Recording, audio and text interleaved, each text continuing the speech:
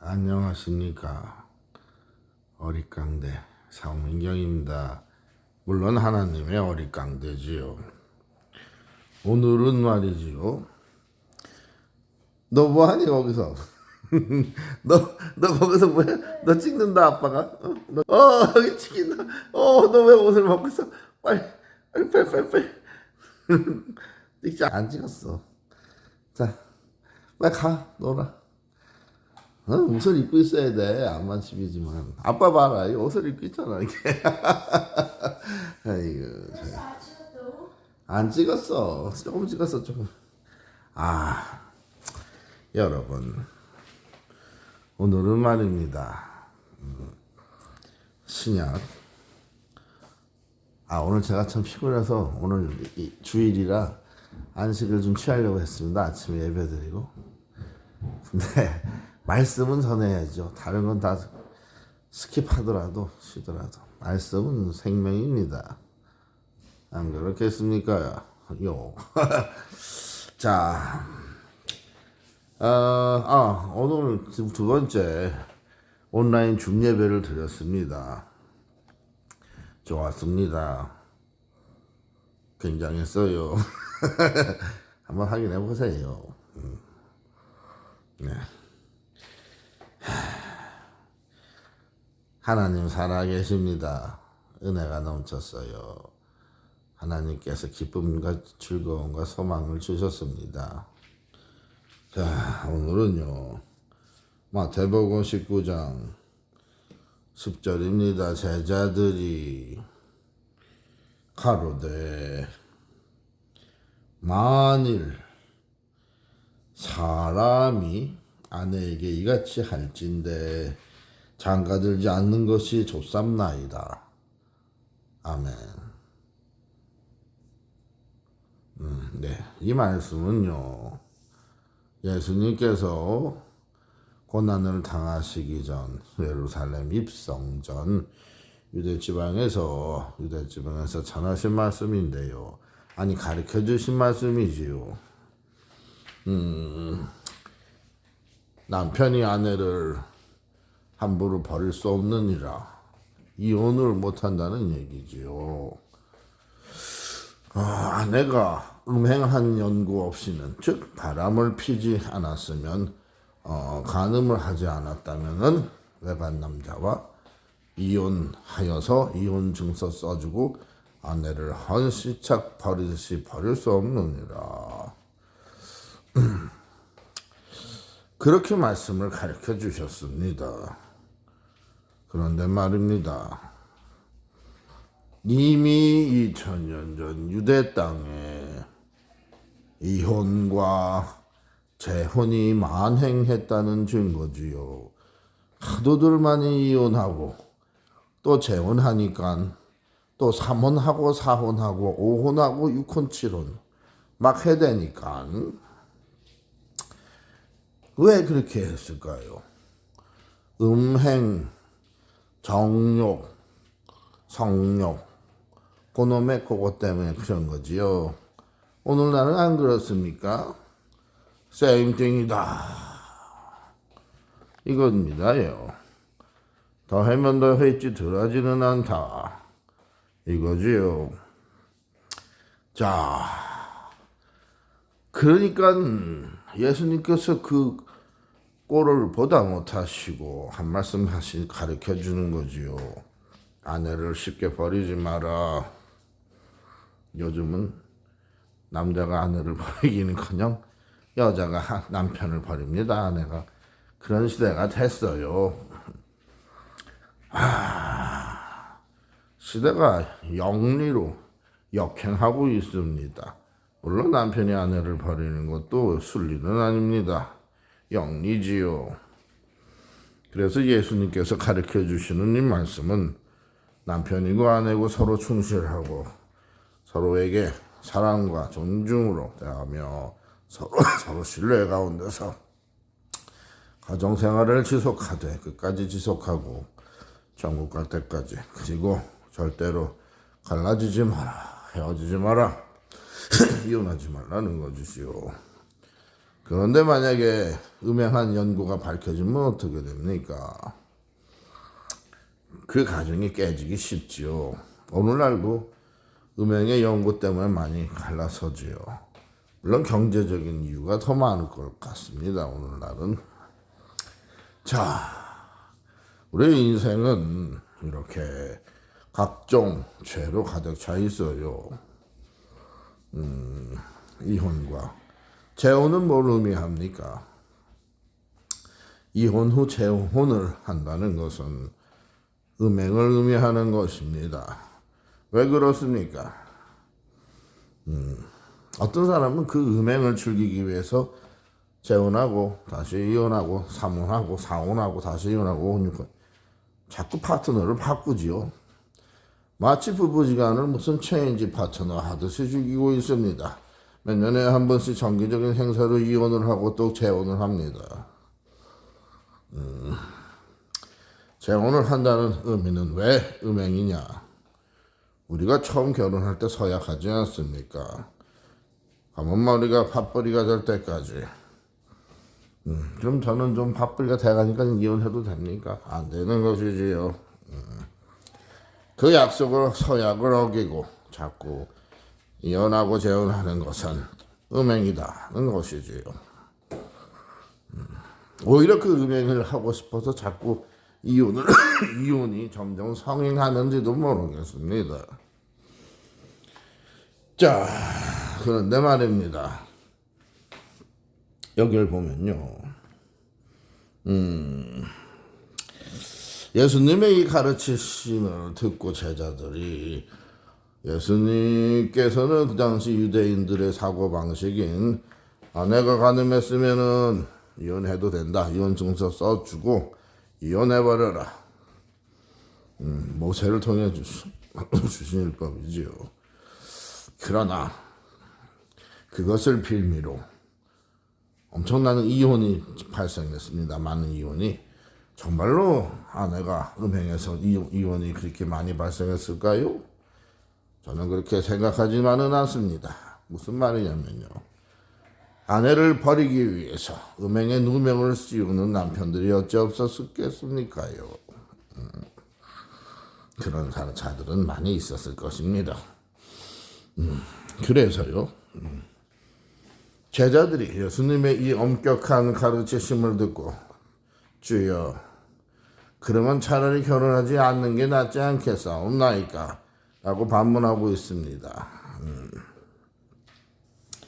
자, 남자가 아내에게 이같이 할진대 장가들지 않는 것이 좋사옵나이다. 좋지 않겠습니까? 그 물어보는 거죠.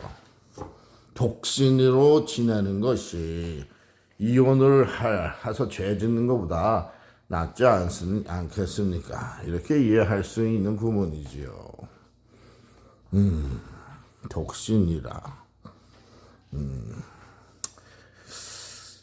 이혼이 무서워서 독신으로 지내겠다. 허허, 미련한 우문이지요. 미련한 질문, 우문이란 말입니다. 예수님께서 이혼을 하지 말라고 가르치시는 데에는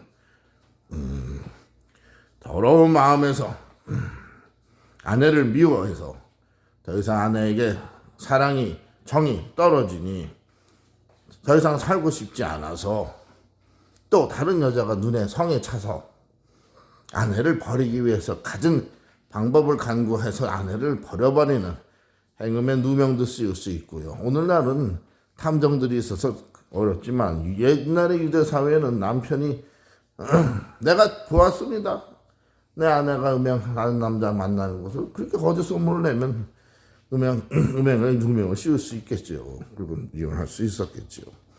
남성 우위의 사회였다. 유대 사회가 말입니다. 오늘날은 많이 변했지요. 오늘날은 남성 우위의 사회는 아닙니다. 분명히 말하지만.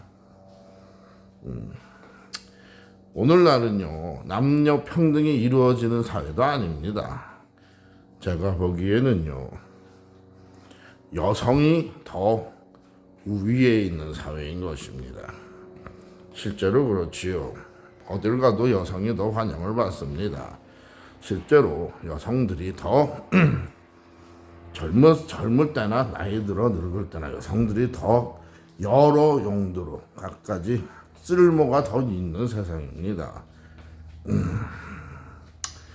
가정에서도 사회에서도 직장에서도 점점 힘을 쓰는 일, 남성들 전용의 일보다는 이제는 모든 게 기계화됐지 않습니까? 여성들의 사회 진출 그리고 가정에서의 역할 이런 모든 것들 자녀들과의 역할 특별히 나이가 더 들면 들수록 점점 남성들은 고개를 숙이게 되고 여성들은 점점 활기찬 목에 힘이 들어가고 고개를 뻣뻣이 들 수 있는 그런 세상이 된 것이지요. 결혼과 가정, 결혼 생활도 그렇습니다. 이제는 남편이 아내를 버리는 시대는 이미 끝났지요. 그런 것을 비유하는 농담도 조크도 많이 나와 있습니다. 유머도. 그런 유머는 실제 사회 현상에서 기반한 거죠. 네, 그렇습니다. 자, 오늘 말씀에서 약간 어긋나는 것 같은데요. 다시 본문으로 돌아와 보면요. 예수님께서 가정을 갖지 말라는 건 아니지요. 음행이 오히려 가정을 갖는 것이 성적 음행을 막는 길입니다. 사도 바울도 그렇고 예수님도 그렇게 주장하시죠. 너희가 정욕을 참지 못하겠으면은 결혼을 해야 되지 않겠느냐. 한 아내로 만족하거라. 너의 아내로. 그렇습니다. 그러나 오늘 많은 남자들이 자기 자신의 한 아내로 만족을 못하고 자꾸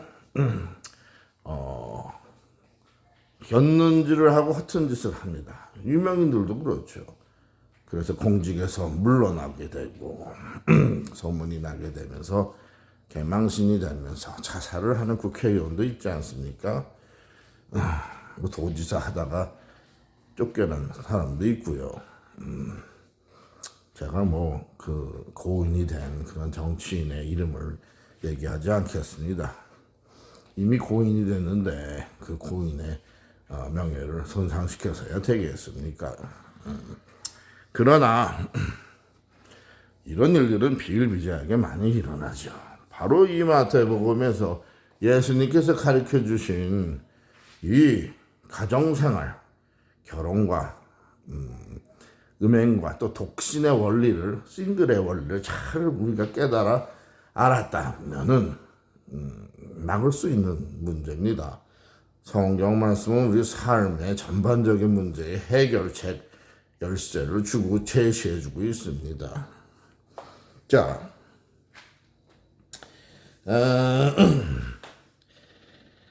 장가를 들지 않는 게 좋지 않겠습니까? 라는 제자들의 질문에는요, 예수님께 우리는 그러면 독신으로 지내겠습니다. 우리는 이렇게 신실한 사람입니다. 라고 자기 자신들을 과시하기 위한 의도가 숨어 있는 것입니다. 실제로 이 제자들의 마음속이 그렇게 깨끗하고 아주 경건했을까요? 자기 자신들의 정욕과 음욕이 하나도 없을 정도로 말입니다. 그런 것들을 자제할 수 있을 정도의 수준이었을까요? 제자들의 속마음이? 그렇게 생각하지 않습니다. 저는 이 제자들 앞에 만약에 예쁜 처자가 싹 나타나서 걸어가면 꽃다발 하나 들고 아가씨 나랑 결혼해 주시겠습니까? 아마 다 12명이 다 그렇게 됐을 것입니다. 혼자 그러면 독신으로 지내는 것이 좋지 않겠습니까? 그게 낫겠습니다요. 예수님 하는 말 속에는 빈정되는 뜻도 있죠. 예수님 그렇게 해서 이혼을 하면은 남자들한테 죄가 되고 아내를 버린 죄가 되고 그 음행한 아내도 용서해주고 사는 게 더 좋다고 좋고 그런 식으로 이제 말씀하시는 거죠. 용서는 굉장히 귀한 거 아닙니까? 아내를 정말 사랑한다면 실제 아내가 잘못을 했다 그래도 했다 그래도 용서할 수 있어야 됩니다. 저는 그렇게 할 수 있냐고요? 물론 그것이 쉽지 않겠지만 해야지 어떻게 하겠습니까? 용서하고 살아야죠. 물론 결혼 생활이 뭐 예전같이 뭐 그렇게 매끈하지는 않겠죠. 그러나 이 한평생 살면 얼마나 오래 살겠습니까? 만약에 우리 제 아내는 그럴 사람이 아니지만 그런 일이 있다고 해도 그럼 입장을 바꿔놓고 생각해 보세요. 내가 만약에 그렇다고 해보자고요. 내가 그러면 아내가 저를 용서하라면 야 이놈의 인간아 이형이다 가자 이렇게 되면 얼마나 그러면은 안 깨질 가정이 얼마나 있겠어요? 남자들이 그렇게 정결을 시키고 사는 남자들이 몇 명이나 되겠습니까, 여러분? 겉으로는 안 들켜가지고 그런 남자들이 많겠지. 하지만 결혼생활 동안에 음행을 안 한 남자들이 많겠습니까? 적지. 물론 있겠죠. 하지만 적겠죠. 저는 어떻게 했냐고요? 그런 거 묻지 말라니까. 아니 꼭 그런 걸 묻는 분들이 있어. 그걸 묻지 마시고 여러분들이 알아서 생각을 해요. 자, 여러분 제 말씀을 잘 들어보세요. 오늘 말씀이 이렇게 헷갈리냐?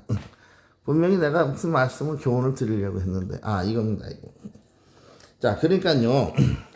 한마디로 말하면 예수님이나 사도 바울의 그 가르침은요, 주장은 이겁니다.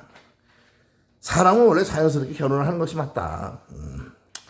결혼해서 가정을 이루고 그 가정을 통해서 음욕을 참고 부부지간에만 정상적인 부부관계를 통해서 음욕을 해소하고 그리고 설사 또 여자에만 해당되는 거 아닙니다. 남자도 남편도 음행을 했고 잘못할 수 있지 않습니까? 성적인 범죄를. 그러면 서로 용서해 줘야죠. 물론 스트 때도 없이 맨날 그 짓을 하면은 어떻게 안 되겠지만 호세아 선지자 보세요. 아내가 창년대 결혼하고 나서도 창년제 됐습니다. 몇 번을 가서 데리고 왔죠. 그게 하나님의 뜻이 뭐겠습니까? 용서라는 건 그런 거죠. 자, 그런데 말입니다. 예수님과 사도 바울의 주장은 가정을 가져라. 음욕도 가정을 통해서 해결하고 참아라. 건강하게 부부 생활을 하고 살아라. 그러나 지금 이 말세 말이 이거 우리한테 신앙, 믿음, 천국 소망은 귀한 것입니다. 가장 귀한 것이에요. 가장 중하고. 그렇기 때문에 독신인 사람도 하나님을 위해서, 예수님을 위해서, 즉 하나님의 일을 위해서 독신으로 계속 지내는 것은 괜찮다. 그러죠. 독신으로 참을만 하고 하나님을 너무 사랑해서 독신으로 참을만 하고 하늘나라의 일을 추진하는 그 즐거움으로 성령 하나님과 함께 동행하는 예수님과 동거하는 그 즐거움으로 참을 수 있는 사람은 참으라는 말이죠. 독신을 해서 지내도 좋다 이겁니다. 왜냐하면 지금 말세치 말이고 우리한테는 천국 소망이 있기 때문이죠. 자, 그겁니다. 예수님께서 가라사대 자, 사람마다 다 독신으로 지낼 수는 없지만 오직 타고난 사람만 독신으로 지낼 수 있다. 팔자가 독신으로 지낼 만한 팔자를 타고난 사람만이 독신으로 지낼 수 있다. 만약에 팔자가 여자를 너무 밝히는 그런 팔자로 태어난 놈이 독신으로 지냈다가는 어떻게 됐냐? 재배족이 된다 이거죠. 수백 명의 수천 명의 여자를 농락거리는 재배족. 그러니까 그런 사람은 결혼을 하는 게 낫다. 근데 그런 싸가지는 결혼을 안 하겠죠. 해도 바람을 피고. 자, 독신으로 지내려면 타고난 자라야 되는데 종류를 몇 가지 설명을 줍니다. 태어날 때부터 고자인 자도 있고, 그러니까 여자한테 끌지 않는 그런 사람도 있고, 거의 없겠죠. 정상적인 사람이라면 남자는. 하지만 태어날 때부터 고자. 여기 예수님은 그렇게 말씀하시고 있습니다. 고자도 있고 사람이 만든 고자도 있다. 그 당시 2000년대에 태어나는 때부터 고자인 사람도 적을 것 같은데 또 사람이 만든 고자가 있다? 그때 뭐 그런 수술이 있었나? 예수님이 말씀이 좀 이해가 안 갑니다. 이게 무슨 뜻인지 저는. 그러나 마태복음에 그렇게 기록이 돼 있어요. 어머니 태속에서 나올 때부터 고자 있는 사람도 있고 또 사람이 만든 고자도 있다. 뭐 궁중에 4시? 4시 정도 있을까? 요즘 그 4시가 있나요? 예수님의 이 말씀은 좀 애매한 말씀입니다. 자, 그리고 이 세 번째가 중요한 말씀인데 천국을 위해서 스스로 된 고자도 있다. 이게 아까 제가 말씀드린 독신. 하나님 일이 너무 기뻐서 독신으로 지내고 하나님 일만 몰두하는 사람입니다. 사도 바울 같은 사람, 예수님 같은 사람. 이 말을 받을 만한 자는 받을지어다. 그러니까 독신으로 지낼 수 있는 하나님을 위해서, 예수님을 위해서 지낼 수 있는 사람은 지내라. 이 말을 받을 수 있는 사람은 받아라. 그렇게 해라. 독신을 지내는 얘기죠. 그러나 이 말씀을 받을 수 있는 사람이 몇 명이나 될까요? 괜히 이 말씀 받고 독신으로 지내다가 더 큰 음행과 성법적 범죄와 성령에 휩싸여서 더 악한 길로 빠지지 않겠습니까? 그러니까 여기에서 예수님께서 말씀하시는 독신의 조건은 다른 거는 다 좀 경하다고 하겠고 중요한 것은 하나님의 나라의 일을 위해서 독신으로 지내는 조건. 그거는 예수님께서 인정하고 계신 겁니다. 그 경우만이 거룩하다고 볼 수 있겠죠. 하나님 뜻에 합하다, 부합하다. 예. 그러나 자유로운 독신으로 무슨 음행을 즐기기 위해서 그런 사고 방식으로 독신주의를 주장하는 사람들은 그리고 독신을 유지하는 것은 절대로 옳지 않죠. 왜? 자연스러운 하나님의 창조의 원리는 사람들이 결혼해서 자녀를 출산하는 것입니다. 자, 그래서 지금 인구가 아무리 많다고 해도 내가 어떻게 나왔습니까? 우리가 부모님이 낳아줘서 나왔죠. 부모님이 남자 여자 두 분이 합쳐서 나를 하나 낳았습니다. 옛날에는 여러 명을 낳았죠, 사실은. 그건 이제 과하게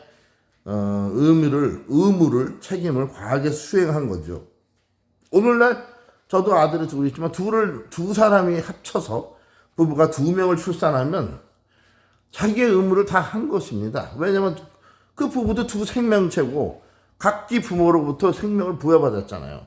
자기도 부모로부터 부여받은 생명을 자기 자식에게 또 똑같이 나누어줄 책임과 의무는 있습니다. 둘이 결혼해서 둘만 낳아도 인구는 어떻게 됩니까? 점점 늘어나죠. 왜? 사람이 사는 연수가 더 길기 때문에. 네, 늘어나게 돼 있어요. 둘이 결혼해서 한 명만 낳으면 어떻게 됩니까? 현상 수지를 하다가 어느 정도 줄어들겠죠. 요즘 한 명도 안 나니까 인구가 더 확 줄어드는 거죠. 무슨 사회 현상입니까? 책임을 다 안 하는 거죠. 의무를. 자기들은 태어났는데 부모님이 낳아주셨는데 이 세상에. 그럼 자기들도 사람들을 귀한 인간을 이 땅에 자식으로 출생시켜줄 자식을 낳을 권리만 있는 것이 아니고 의무도 있는 것입니다. 아니 안 되는 건 어쩔 수 없지만 임신도 안 되고 출산이 안 되는 건 어쩔 수 없지만 자연적으로 그래도 할 수 있는데 일부러 피한다든가 독신을 고집하는데 독신을 고집하는 이유가 하늘나라의 일, 귀한 하나님의 일이 위해서가 아니고 다른 여러 가지 이유로 나의 커리어 때문이라든가 아니면 나의 자유로운 생활을 원해서 구속받기 싫어서 자녀도 키우는 게 힘들고 여러 가지 이유로 독신을 요즘 주장하는 젊은 사람들 많습니다. 그리고 결혼을 했다가도 이혼하는 사람들이 또 많습니다. 싱글, 돌싱 많아요. 주변에 오히려 더 많습니다. 사람들을 만나고. 그래서 말입니다. 제가 우리 채널에도 많은 독신분들, 싱글분들이 있는데 제 생각이 아닌 이 성경, 특별히 신약에 하나님이신 예수님의 가르치심은 이렇습니다. 오늘 마침 성경을 무작위로 랜덤으로 뽑았는데 이 말씀이 딱 주셨어요. 이 말씀은. 이건 아마도 우리 채널에 계신 많은 구독자 분들 독신이 많으니까 그분들에게 주신 것 같아요. 요약하자면 그겁니다. 다른 쓸데없는 거 괜히 제가 나불거리기가 싫어서 이제는 시간도 좀 많이 단축시키고 진지하게 하려고 해서 이렇게 앞으로는 짧게 요약만 꼭 전해야 될 말씀은 전하고 전 너무 많이 주절거리지는 않겠습니다. 그게 이제 앞으로 그것이 알고 싶다에 좀 무게 있는 그 아나운서 김상중 그 아나운서 그 배우의 그 버전을 해야 되겠어요. 그건 좀 빨리 끝날 것 같아요. 쓸데없는 소리 안 하고. 자, 오늘 그러니까 우리 싱글 남녀분들에게 주시는 예수님의 말씀을 요약하자면요, 이거죠.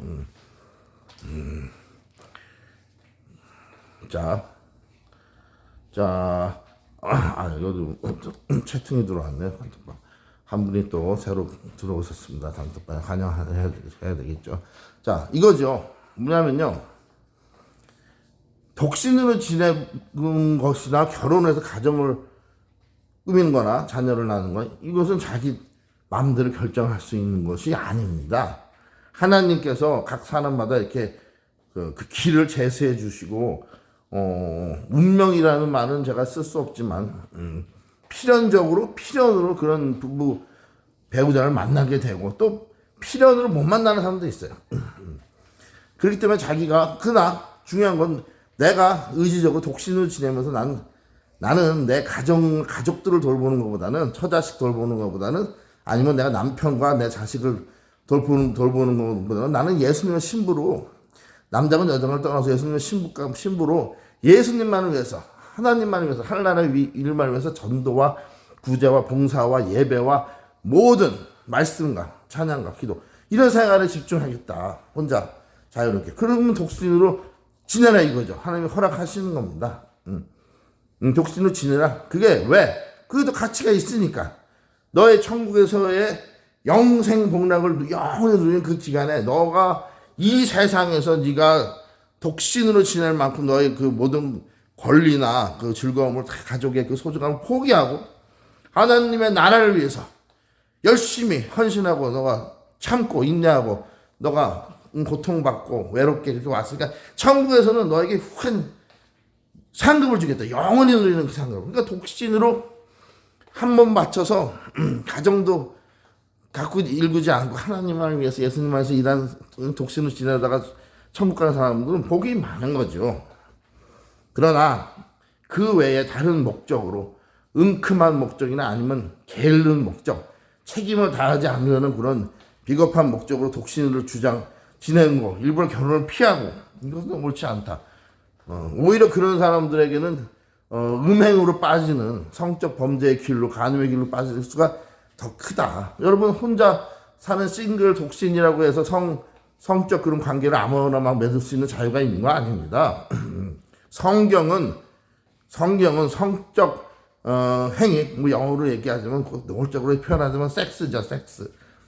뭐 이거 성인들이 주로 볼 테니까 그런 어린아이들이 좀 더 아주 고약한 성적 그 성교육을 받는다 그래요. 학교에서 아주 지저분한 성교육도 아니고 타락시키는 교육이죠. 그러나 제가 드리는 말씀은 어디까지나 성경 말씀이기 때문에 경건한 겁니다. 자, 이런 성행 섹스를 말이죠. 독신이라고 해서 막 함부로 가질 수 없다는 거죠. 성경에서 주장하는 그런 성관계 섹스는 오직 부부지간에만 할 수 있습니다. 하나님 뜻 안에서 부부지간에만. 그러므로 그런 성적 행위나 섹스를 하고 싶은 성인이라면 결혼을 해야 되겠죠. 결혼이 하려고 그러는데 배우자도 없고 도저히 못 찾아진다. 나는 안 하고 싶어서 안 하는 게 아니라 못 하는 거다. 혹시 본인의 눈이 너무 높나 한번 생각해 보세요. 본인의 눈이 너무 높나? 그러니까 본인의 얼굴과 본인의 그 신체 조건과 본인의 모든 뭐 능력, 경제적인 거 무슨 능력, 인품 이런 걸 다 종합적으로 고려해서 배우자를 자기 눈보다 좀 낮게 해서 수월하게 고르셔야지. 본인은 생각하지 않고 눈만 높이니 그러니까 안 되는 거지. 성사가 안 되잖아요. 그러면서 나는 안 하는 게 아니고 못 하는 거다. 내 짝이 안 나타나는데 어떻게 하냐? 짝을 찾으려고 적극적으로 노력을 하셔야지. 예? 너무 눈이 첫째 너무 눈이 높으신가를 보고 두 번째 내가 결혼할 상대들을 적극적으로 진짜 찾았나 한 번이라도 그걸 생각해 보세요. 기도를 해봤나 배우자를 위해서 나처럼 나는 젊었을 때 총각 때 기도를 해서 배우자를 만나게 해주셨잖아요. 지금 아내는. 네? 여러분들 하는 그러니까 신을 좀 믿으라는 거예요. 신을 왜 자꾸 부정적으로 생각하고 신은 없어. 전대 창조 아니 자꾸 흥흥거리지 마. 그래도 코만 나와. 왜 자꾸 흥흥대. 아니 뭐든지 좀 긍정적으로 생각을 하래. 긍정적으로. 아니 요즘 저기 예배를 드리는데 또 이 얘기하면 안 되는데 그러니까 그게 예배가 이 큐티 형식으로 말씀 시간을 저는 갔는데 아니 진도가 나갈 수가 없어. 오늘은 첫 번째 예배는 요한복음 2절을 했어요. 설교 말씀 시간. 오늘은 한 절을 했어. 한 절. 난 오늘 좀 많이 나갈 줄 알았더니 아니 점점 그 질문이 그러니까 온갖 의심 그리고 부정적인 생각에서 나오는 의심. 그러니까 질문이 그렇게 되죠. 그러니까 이제 그렇게 답변을 하려니까 시간이 오래. 자, 우리가 믿음은 말이죠. 그분이 이걸 또 보고 계실지도 모르는데, 어쨌든 그분에게 도움이 되니까 말씀드린 거예요. 우리가 의심하고 자꾸 부정적으로 꼬아서 생각하면요, 끝도 한도 없이 꼬입니다. 끝도 한도 없이 꼬여. 그럼 어떻게 그 고리를 어떻게 풀 수 있어요? 긍정적으로 생각해야죠. 믿음은 긍정적으로 수긍하는 데서 생기는 겁니다. 그렇다고 사기꾼이 하는 말을 하는데 걷다 대고 긍정적으로 수긍하고 다 받아들이면 어떻게 됩니까? 쫄딱 망하는 거지. 돈 다 뺏기는 거지. 그러니까 영적 분별력, 명철과 총명과 해안과 지혜가 필요한 거죠. 근데 문제는 너무 똑똑한 것 같은데 너무 똑똑해. 그래가지고 요걸 이렇게 수준이 넘어선 거야. 이거는 진리인데 그것도 안 의심을 하는 거야. 그러면 됩니까? 안 됩니까? 여러분. 그럼 안 되는 거죠. 왜? 본인한테 손해, 본인. 다른 사람한테 아무 손해가 아니야. 본인만. 그러니까, 왜? 평양감사도 본인이 싫으면 못하는 거죠. 하나님께서는 떡을 주려고 이렇게, 이건 너 떡이다. 딱 주시려고 그래. 근데 그거 받으면 돼. 받아서 먹으면 돼. 감사한 마음으로. 근데 안 받아. 요거 떡 맞나? 이거 혹시 돌 아니야? 요거 그럴싸해 보이는데 요거 혹시 독이 들어있는 거 아니야? 요거 독떡인가? 그렇게, 자, 일단, 그렇게 의심스러운 믿음을 한번 가져보죠. 거꾸로 역지사지, 거꾸로 생각해보자고. 뒤집어서. 먼저 믿음을 가져보세요. 그 생각을 하는 거야. 했는데, 놀랍게 삶의 축복이 나오고, 막 일이 막 너무 잘 풀리고, 마음에서 막 기쁨이 샘솟고, 일이 잘 되고 것들을 떠나서, 계속 마음의 즐거움이 샘솟고. 예전에 내가 나이가 아닌데, 자, 그런 일이 생기나 한번 시험을 해보시면 되잖아. 믿음의 시험이라고 그러죠. 그럼 믿음의 시험.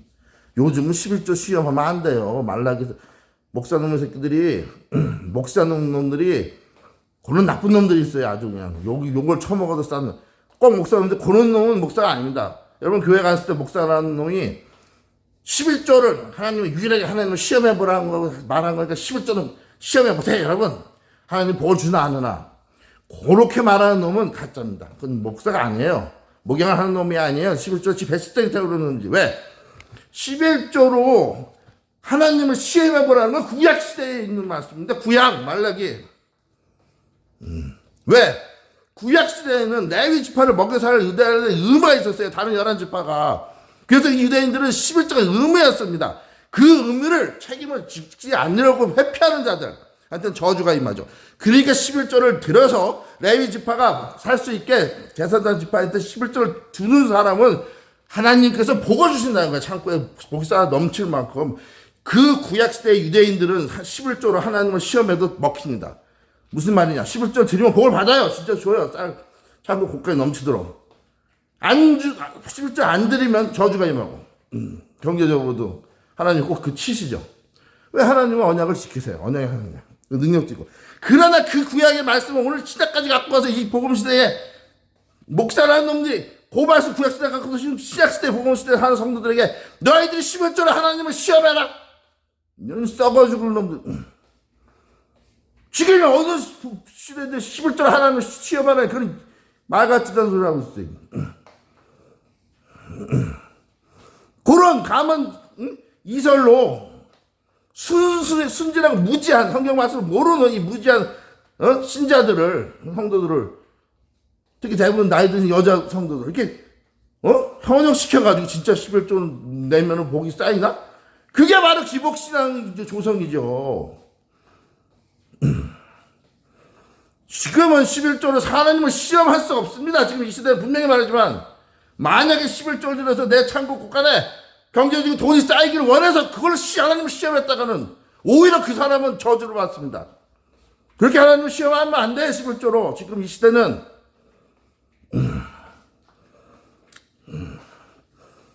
가짜 목사놈들이 일이 늑대 같은 목사놈들이 교회마다 한 자리씩 다 차지하고 있습니다. 내가 또 옛날 버릇 나오네. 한동안은 이게 안 생겼었는데. 자, 여러분. 11조나 헌금으로는 하나님을 지금 시험할 수 있는 시기도 이제 아니고요. 그리고 11조나 헌금을 많이 내서 복 받는 시대도 아니고요. 그렇다고 11조나 헌금을 내지 말아야 되는 시대도 아니에요. 왜? 내가 섬기는 교회가 진수된 교회가 있고 그 교회가 하나님의 일을 추진해야 되는데 돈이 부족하고 능력이 없다면 성도들이 헌금을 해서 하나님의 일을 추진할 수 있게 해줘야 돼요. 그건 성도들의 의무입니다. 그러나 그 교회에 있는 담임 목사의 생계 수단으로 그 사람 월급 주기 위해서 헌금을 낼 필요는 없어요. 왜? 그 사람은 자기의 생계 수단은 자기가 스스로 일해서 벌어 먹어야 됩니다. 지금은 그런 시대예요. 복음 시대. 구약 시대하고 틀립니다. 구약 시대 제사장들은요, 일해서 자기 생계 수단 직업 밖에 나가서 생계 때문에 일할 필요가 없었어요. 제사 지낸 데만 열중하면 됐었습니다. 레위 지파족들이. 그러나 오늘날은 그런 규정이 존재하지 않습니다. 그런 율법이. 하나님의 일은 모든 성도가 하는 거예요. 모든 성도가 그리스도인들이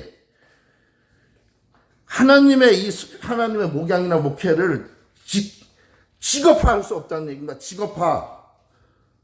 교회를 직장화할 수 없다는 거예요. 오늘날은. 옛날 구약세대들은 그렇게 했었습니다. 직장화, 직업화. 레위 지파가 그거예요. 제사장 지파가. 그러니까 얼마나 지금 목사들이 싸웠고 거짓말만 하고 가르친다고 여러분은 직시하고 깨달아 아셔야 돼요. 저희 광대교회가 왜 목사나 이런 직분도 인정하지 않으신지. 목사가 올 수는 있어요. 우리 교회. 그러나 여기서는 자기가 목사라고 혼자 설교한다고 깜짝거리는 교회가 아닙니다. 그렇게 못하게 해요. 여기는. 네가 목사면 목사지 왜 네가 하나님의 말씀을 너만 설교해야 돼? 우리 그리스도인이 다 설교권이 있어요. 다 예배 제사장권이 있고 왕 같은 제사장들입니다. 예수님 명령에 의해서. 그래서 실제로 그렇게 예배를 드리고 있어요. 이 광대교회는. 지금 두 번 들었지만 어떤 분이 그래서 여기는 진짜 설교가 없으니까 이게 바로 설교입니다. 지금 여러분들이 알던 설교는 어떤 목사를 한 개인을 세워서 그 사람만 주구장창 한 시간 내내 떠드는 게 설교라고 생각하는데 성경에 정반대입니다. 성경이 말하는 말씀 시간은 그런 게 아니에요. 한 사람이 설교하는 그런 스피치 시간이 아닙니다. 성경에서 말씀을 시간은요, 말씀을 놓고 대화하는 시간이에요. 대화. 네? 대화. 그 서로 대화하고 토론하는 가운데 성경 말씀의 골수를 빼서 먹을 수 있는 거예요. 내 거가 되고. 우리 강대교는 좀 그렇게 하고 있습니다. 그래서 말씀 시간, 설교 시간에 말씀 시간이죠. 말씀 시간에 누가 설교하냐? 다 설교합니다. 다. 초신자들이 설교자예요. 왜? 초신자들도 말씀이 분명한 명확한 쉬운 말씀이 있는데 그 말씀을 읽으면 못 깨닫습니까?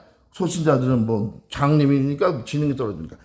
누구나 초등학생이라도 읽으면 이 구절을 이해할 수 있어요. 그러면 읽고 이해하고 내 거가 됐어. 그러면 자기가 내 거가 됐는데 귀한 하나님의 말씀이 아무 소감이 없을까요?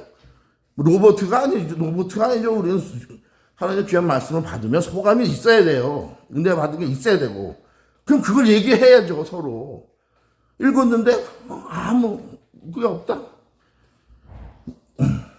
우리는 초보자니까, 초신자니까 우리는 뭐 할 게 없으니까 당신이 말을 해보시죠. 그거는 아닙니다. 왜? 오히려 초신자이기 때문에 처음 이 말씀을 접할 때 더 깜짝 놀란 쇼킹한 감동감과 은혜가 오는 거예요. 느낌이. 네? 처음 봤기 때문에. 얼마나 귀한 자리입니까? 처음 그것도 교회에서 예배 시간에 설교 시간에 말씀 시간에 처음 말씀을 같이 읽고 이런 말씀이 있었네. 와, 난 이런 처음 봤는데 이런 느낌이 옵니다. 이게 이런 뜻이군요. 아니 궁금한 걸 묻던지. 이게 순수하고 정직한 거 아니겠습니까?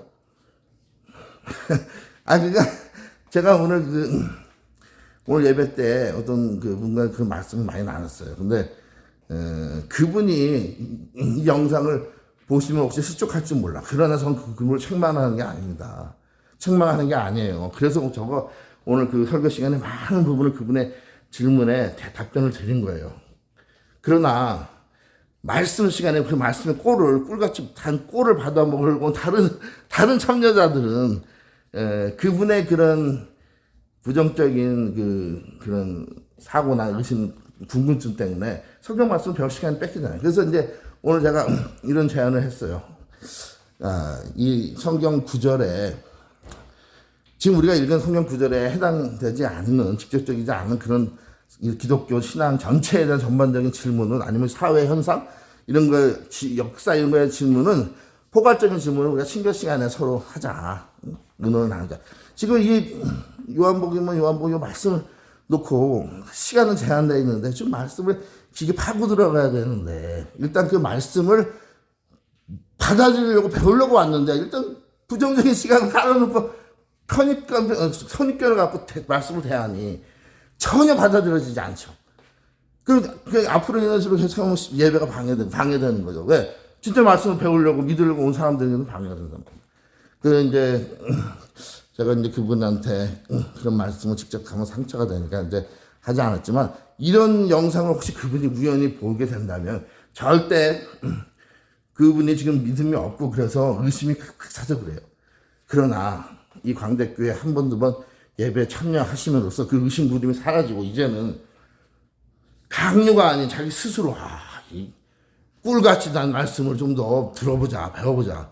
그리고 이 말씀 안에서 진짜 이해가 안 가고 의심이 가는 건 물어보자. 이 말씀에 관해서 그런 긍정적이고 지혜로운 사고가 생각이 들고 그런 마음을 갖게 될 거라고 믿어요. 그래서 저는 그런 분들이 소중하고 사실 그런 분들이 많이 더 왔으면 좋겠어요. 그러나 앞으로 제가 리더로서 너무 많이 능력이 역부족이고 앞으로 좀 더 강한 성령의 그 지혜와 그 리더십으로 여러분들 도움을 받아서 예배에 집중할 수 있고 하나님 말씀이 귀한 말씀에 집중할 수 있는 설교 시간, 말씀 시간이 됐으면 좋겠어요. 만약에 그렇게 의심이 많고 호기심과 궁금증이 부정적인 이 신앙에 이 기독교 신앙과 믿음에 부정적인 생각이 있는 분들이 일반 교회는 다닐 수 있겠어요? 더 못 다닙니다. 이렇게 오픈되어 있고 대화식으로 하니까 여기 오시는 거지. 만약에 일방적으로 주입식으로 담임 목사가 40분을 떠드는 설교식에 가서 앉혀놔 봐요. 못 앉아 있어요. 듣기 싫어가지고.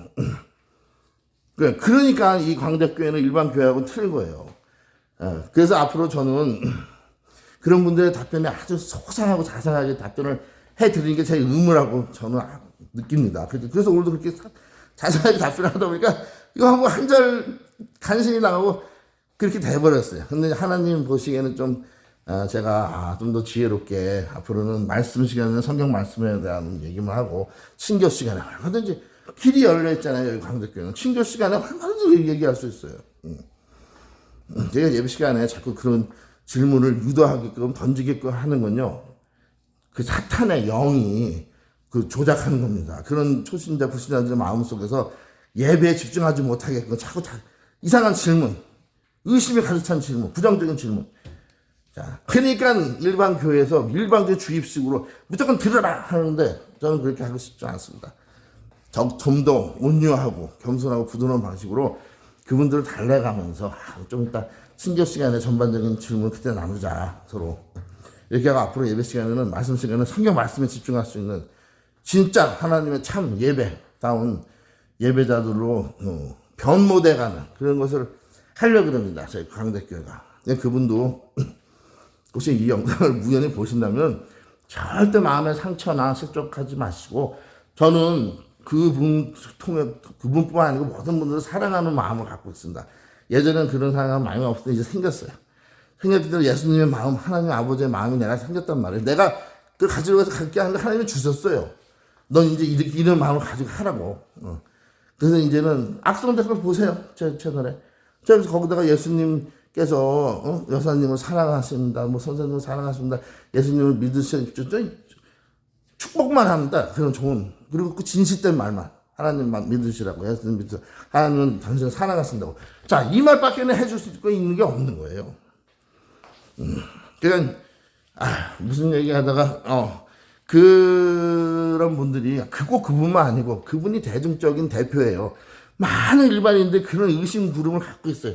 부정적인 믿음의 부정적인 생각을 의심을. 그래서 제가 이렇게 자세하게 설명을 드린 거예요.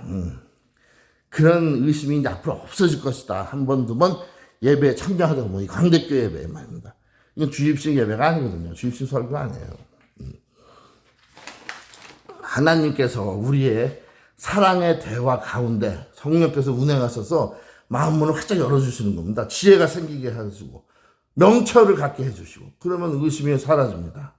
의심은 사기꾼한테 하는 의심은 맞아요. 지혜롭고 명철한 사람이야. 근데 진실된 사람한테 의심을 자꾸 하고 오해한다는 건 그건 지혜롭다고 할 수 없죠. 어리석다고 봐야죠. 왜? 나한테 진실되게 잘해주려고 하는 사람한테 자꾸 하나님이 누굽니까? 예수님 누구예요? 우리 아버지시고 우리 생명을 십자가에서 주신 분이에요. 거죠. 자기를 죽이신 분이라고 우리 때문에 우리 죄 때문에. 근데 그런 분한테 의심 가지면 어떡합니까? 그 은혜를 원수로 갚는 거죠. 그러니까 그런 분들이 이 광대교회 오셔서 변화됐으면 해요. 이 영상을 보시면 절대 오해하지 마시고 또 오해하시면 안 돼. 그냥 그랬지 저는 아까는 친절한 척하는데 뒤에서 날 흉보고 있네. 절대 그러니까 한 번 의심하면 계속 의심하게 된다. 내가 오해가 계속 절대 오해하지 마시고요. 저는 그런 분들이 더 많이 와서 더 여기서 변화되기를 원하는 겁니다. 다만 예배 시간에 다른 분들은 성경 말씀을 듣기를 원하니까 배우기를 원하니까 조금만 참았다가 친교 시간 질문해 주시면 좋겠다. 그럼 더 자세하게 제가 답변 드릴 수 있잖아요. 그걸 말씀드리는 겁니다. 자, 그래서요, 이혼에 대해서 우리 주님의 가르치심은 이겁니다. 저는요, 제 개인적인 생각에는요, 여러분들이 제가 가정생활 해보니까 결혼생활하고 자녀들을 키워보니까 여러분, 가정이 있고 자녀가 있고 아내가 있고 남편이 있어도요, 하나님의 일 하는데 더 좋으면 좋았지, 더 힘과 탄력을 받으면 뭐지 구속되지 않습니다. 구속되지 않아요. 2000년 전에는 독신으로 하는 게 하나님이 하기 편하실지 몰라. 사도 바울 시대, 예수님 시대는 왜냐면 걸어 다녀야 되고 말 타고 말도 없지. 걸어서도 순례 여행 다니고 전도 여행 다니고 아마 독신이 편했을 거야. 오늘날은요 가정에 있어도 전혀 방해받지 않아요. 하나님이 하는데 오히려 또 탄력을 얻는다니까 이 힘을. 그러니까 제 개인적인 생각은 그래요. 여러분들이 정말 저기 오지에 가서 순교할 각오가 있지 않는 이상 저는 독신보다는 다들 가정을 갖고 자녀를 출산하고 한 번 사는 이 생에서 한 번 사는 인생이잖아요. 순회가 없어요. 또 태어나고 그건 불교 사상이지. 그건 거짓말이에요. 순회는 같은 건 없고 이 세상에서는 한 번 사는 인생입니다. 그리고 나서 저 세상에 천국 아니면 지옥 한 번 사는 인생에 하나님의 창조 원리인 가정을 가지시려고 노력하시고 눈높이를 좀 낮추시거나 아니면 맞추시고 그래서 여러분들이 오늘날 이 현대 문명 속에서는요 가정이 있어도 하나님의 일을 하는데 전혀 손해가 아니고 오히려 큰 도움이 될 수 있다. 오히려 또 큰 힘이 됩니다. 배우자가 있고 그러면 자녀들이 있으면. 그러니까 저는 결혼을 자꾸 축성해 드려요. 다만 결혼을 하면요 배우자가 나를 구속하는 거예요. 내 몸을 내 마음대로 놀릴 수 없는 겁니다. 내 몸은 내 배우자가 주장하는 거죠. 성경에 이렇게 써 있습니다. 그렇기 때문에 결혼을 하면 나의 자유가 아니고 방종은 끝나는 겁니다. 자유는 얼마든지 누릴 수 있어요. 하지만 죄를 짓는 방종은 끝나는 거예요. 간음, 행음, 이런 삐뚤어진 죄는 방종은 끝나는 겁니다. 자유는 여전히 누릴 수 있어요. 죄가 없다면 내가 결혼생활 하면서도 얼마든지 자유를 누릴 수 있어요. 죄를 안 짓는다면 내가 죄를 지을 마음이 없다면. 그러나 음흉한 흑심을 품고 죄를 져야 되겠다. 음행을 해야 되겠다. 요런 간음을 해야 되겠다. 요런 마음을 은큼한 마음을 품고 있으면 그건 방종이죠. 결혼하면 그런 방종은 끝나야 돼요. 이것을 염두에 두시고 여러분들이 종합적으로 판단해 보셨을 때는 방종의 생활을 끝내고 결혼해서 가정을 이루는 것이 내가 오히려 책임감 있게 하나님 안에서 참 자유를 누릴 수 있는 길은 거기 있다. 네, 여러분들 그걸 아셨으면 해요. 자, 그러면 오늘 이걸로써 오늘 이혼에 대한 특별히 그 독신에 대한 독신의 조건이라든가 독신의 독신은 어떤 사람들이 독신으로 지내야 되면 또 오늘날 우리는 꼭 독신 그렇게 독신 싱글들이 많은 이 사회에 뭐가 좀 잘못되어 있는가 이것이 정말 하나님의 창조 원리에 맞나 창조 질서에 그리고 하나님의 뜻에 오늘날도 하나님의 뜻이 이렇게 독신 싱글이 많은 것이 하나님의 뜻인가를 여러분 되짚어 보세요. 그리고 간절히 기도하는 가운데 하나님께서 여러분에게 운명적인 필연적인 배우자를 꼭 만나게 해주십니다. 그 능력은 오직 주님께만 있습니다. 하나님께만 예수님께 성령께만 성령님께만 오직 하나님께만 있어요. 그 능력은 주관자이시기 때문에 하나님께서 어떤 중매적인 결혼 상담소 찾아가도 안 돼요. 하나님께 기도하는 게 더 직방이고 지름길입니다. 더 확실한 길이고 그리고 정말 좋은 믿음의 참한 배우자를 착한 선한 의로 정직한 배우자를 만날 수 있고요. 하나님이 주선해 주셔야지만 그러니까 뭡니까? 여러분 기도하세요. 기도. 독신으로 싱글로 계시는 분들 중에 혹시 가정 결혼을 원하시는 분은 간절히 기도하라고. 아직 안 늦었단 말이에요. 기도를 안 하면 나중에 점점 늦어지죠. 나이가 드니까 늙어가니까. 그러니까 지금 조금이라도 젊었을 때 기도를 하시는 말이에요. 기도하시면은 직방입니다. 그러니까 기도하려면 어떻게 해야 돼요? 믿음을 먼저 가져야 돼요. 믿지 않는 대상이 믿는 대상이 없는데 어떻게 그 대상한테 기도합니까? 말이 안 되죠. 자, 그러니까 믿음을 가지시고 기도하는 와중에 하나님께서 필연적으로 배우자 좋은 배우자를 만나게 해주십니다. 자, 오늘 말씀 여기서 맺겠습니다. 감사합니다.